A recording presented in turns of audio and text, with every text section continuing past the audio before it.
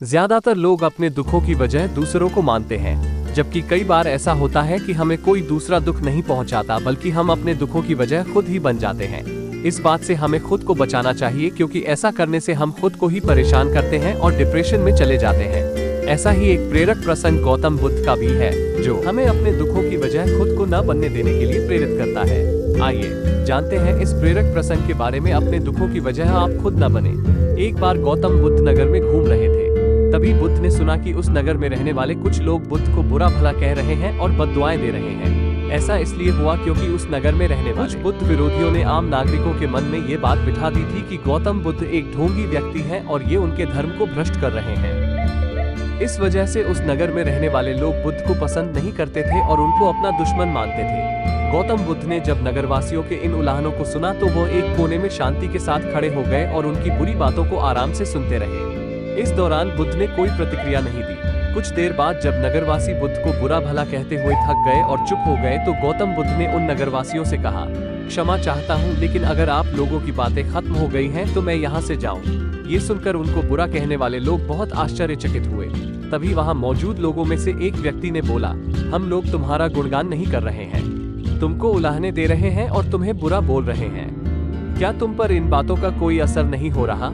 उस व्यक्ति की बात का जवाब देते हुए गौतम बुद्ध ने कहा, आप सब चाहे मुझे कितनी भी गालियां दे या कितना भी बुरा कहें, मैं इन्हें खुद पर नहीं लूंगा, क्योंकि मैं जानता हूं कि मैं कुछ गलत नहीं कर रहा। इसलिए इन बातों को जब तक मैं स्वीकार नहीं करता तब तक इनका मुझ पर कोई असर नहीं पड़ रहा है। गौतम बुद्ध ने आगे कहा, जब मैं इन गालियों और बुराइयों को अपने ऊपर लूंगा ही नहीं तो ये निश्चित तौर पर आपके पास ही रह जाएंगी और मुझ पर असर नहीं करेंगी। शिक्षा गौतम बुद्ध का ये प्रेरक प्रसंग हमें ये शिक्षा देता है और इस बात के लिए प्रेरित करता है कि जब आप गलत नहीं हैं तो किसी की गलत और निगेटिव बातों का असर कभी भी खुद पर नहीं लेना चाहिए, क्योंकि इससे आप अपने ही दुखों की वजह खुद बन सकते हैं। एक और ऐसी ही प्रेरणादायक घटना है। एक बार गौतम बुद्ध एक शहर में प्रवास कर रहे थे।